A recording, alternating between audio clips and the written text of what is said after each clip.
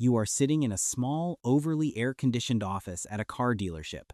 The salesman wipes his forehead, sighs heavily, and slides a piece of paper across the desk. He looks you dead in the eye and says, "We are literally losing money on this deal, but I'm going to make it happen for you." You drive home in your new car feeling like an absolute genius. You beat the system. Except you didn't.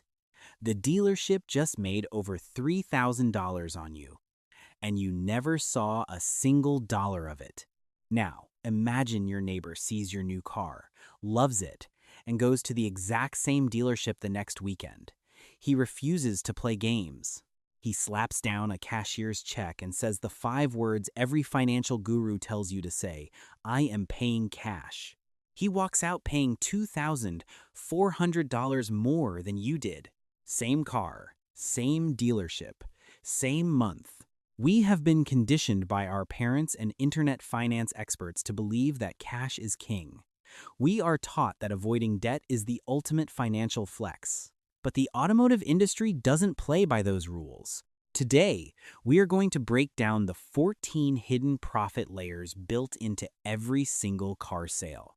We will expose the psychological traps designed to test you and show you the exact mathematical strategy to use the dealership's own system against them. The monthly illusion and the invoice lie. Let's look at the real math using 2 buyers, Derek and Travis.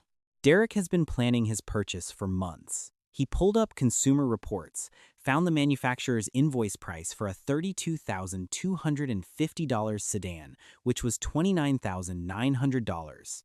After an hour of grueling negotiation, he gets the price down to $29,950, just $50 above invoice. The salesman tells Derek they are making zero money on this.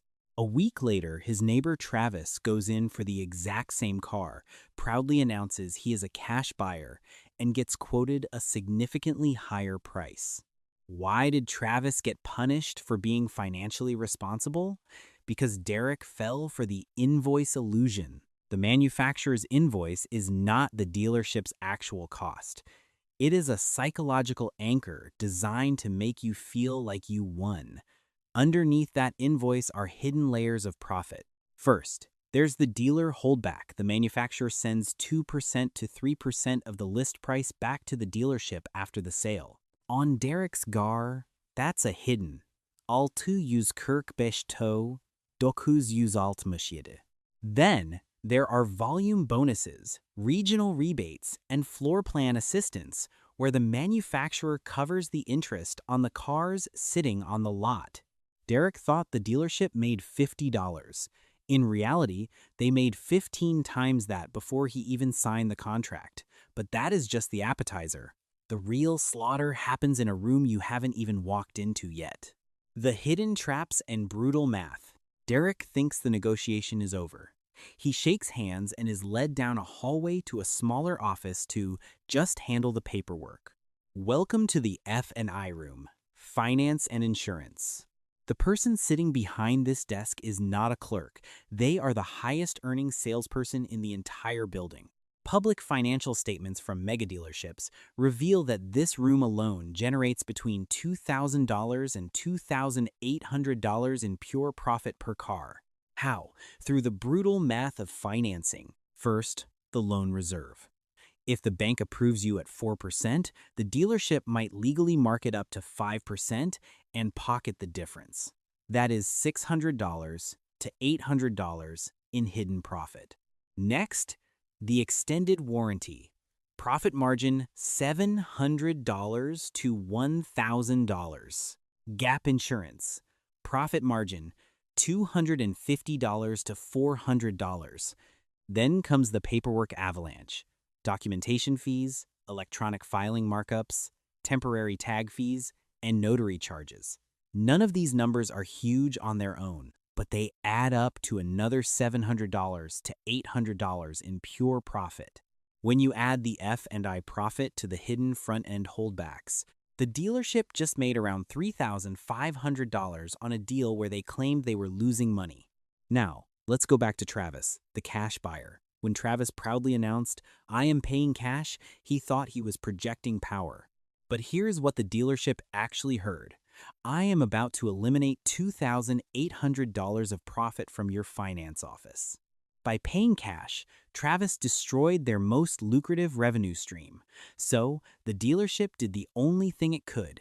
They held incredibly firm on the sticker price to make up the difference. Travis paid $2,400 more for the car, simply because he bypassed the finance room, the psychological route, and the generational dogma. Why do we do this? Why do we proudly declare we are paying cash ki no thuksu ge hai chochung ta?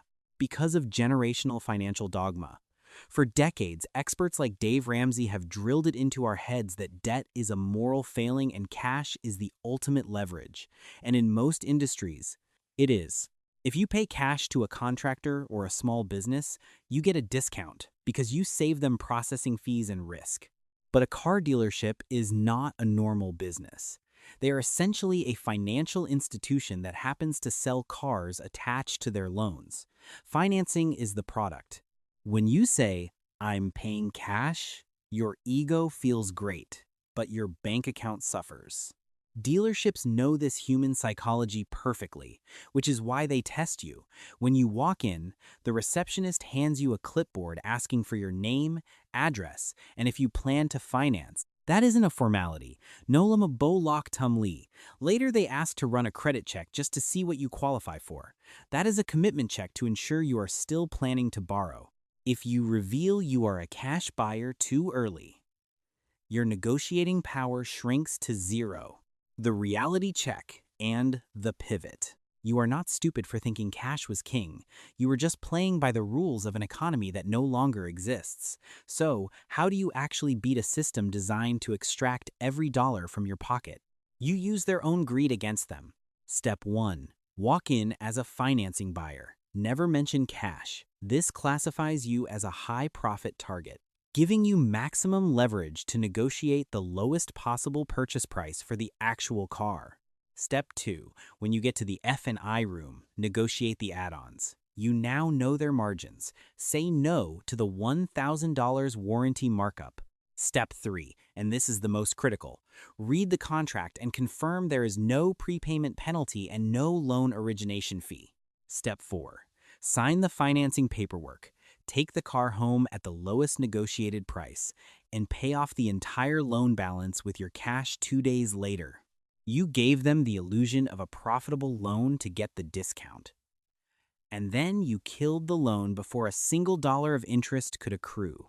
The system is rigged, yes, but when you understand the real math, you can stop being the dealership's favorite customer. Have you ever been punished for paying cash or fallen for the F&I room traps? Let me know your worst dealership story in the comments below. And if this video just saved you $3,000 on your next car, hit subscribe. We decode the hidden numbers behind the financial decisions you make every day.